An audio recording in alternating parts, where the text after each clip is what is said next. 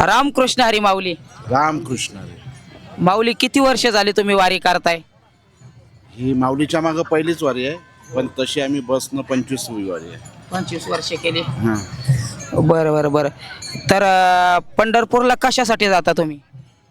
अंतर्मनाची शांती. वा वा. हां. आणि पांडुरंगाच्या दर्शनासाठी. वा वा. काय वाटतं तुम्हाला, होईल का पांडुरंगाचं दर्शन? पांडुरंगाचं दर्शन प्रत्येकाचं आहे. वा वा. डॉक्टर रूपी डॉक्टरनं सेवा केली त्याच्यात पांडुरंग आहे, पोलीस आपली सेवा करतात त्याच्यात पांडुरंग वा आहे. वा. म्हणजे सर्वांमध्ये पांडुरंग आहे, लहान लेकरात सुद्धा पांडुरंग आहे, अगदी चराचरामध्ये पांडुरंग आहे. मग मला असं विचारायचं होतं, नेमकं पांडुरंग म्हणजे काय, तुम्ही काय सांगू शकाल? पांडुरंग हे एक शक्तिपीठ आहे, जे वारकऱ्याचं अग्रस्थान आहे. आपल्या वारकरी संप्रदायाची जे संप्रदाय आहे, जे कित्येक वर्षापासून या वारीची परंपरा आहे. 18 आगड-पागड जातीला एकत्रित करून शांततेचा, समतेचा संदेश देणारी ही वारी आहे. आणि या वारीतून प्रत्येक जण जो भेटतो तो पांडुरंग आहे. वा वा.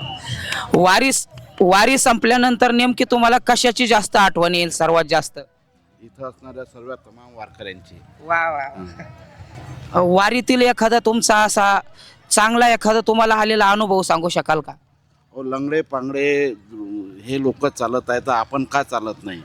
प्रत्येक माझ्या तमाम महाराष्ट्रातील किंवा भारतातील जनतेला आव्हान आहे की त्यांनी एक वेळा तरी माऊलीच्या मागे वारी केली पाहिजे.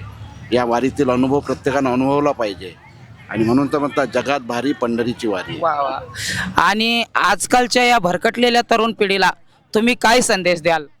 भरकटलेल्या पिढीचा संदेश एकच आहे की एक वेळा जर वारी केली तर या वारीमधून माणूस जो स्वच्छतेचा संदेश द्यायला पाहिजे, व्यसनत्यापासून दूर व्हायला पाहिजे. जे व्यसनतामध्ये आजचा हा तरुण भरकटलेला आहे, या भरकटलेल्या तरुणाला सही चांगला मार्ग दाखवण्याचं काम आपल्या संतांनी केलं.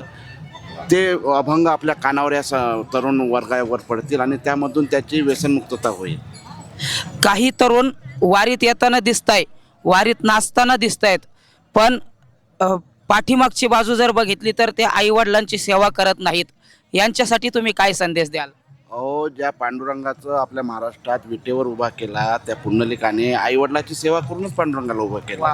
हे एवढं मोठं उदाहरण आपल्या समोर असण्यावर आजचे तरुण आईवडिलांना विचारत नाही, आईवडिलांची सेवा करत नाही. बरं, नेमकं कारण हे आहे की लग्न होईपर्यंत चांगले श्रावण बाळ राहतात, परंतु लग्न झाल्यानंतर तेच आईवडील त्यांच्यासाठी जड होतात. आज महाराष्ट्रात नव्हे भारतात वृद्धाश्रम वाढवता ही फार शोकांतिक आहे. ही वृद्धाश्रम व्यवस्थाच बंद झाली पाहिजे. टाळ्या वाजवा. पुंडलिक वरदा हरी विठ्ठल श्री ज्ञानदेव तुकाराम पंढरीनाथ भगवान की, माऊली ज्ञानेश्वर महाराज की, जगद्गुरु तुकाराम महाराज की. राम कृष्ण हरी.